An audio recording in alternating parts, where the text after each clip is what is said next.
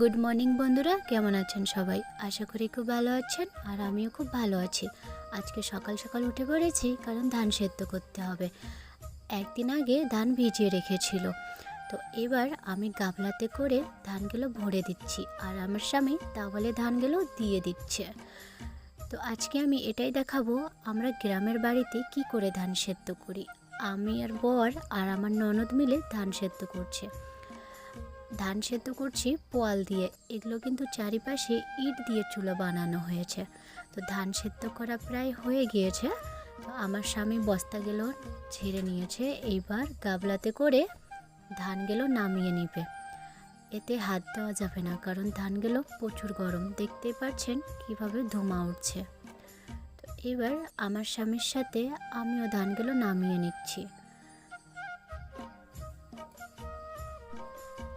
ধানগুলো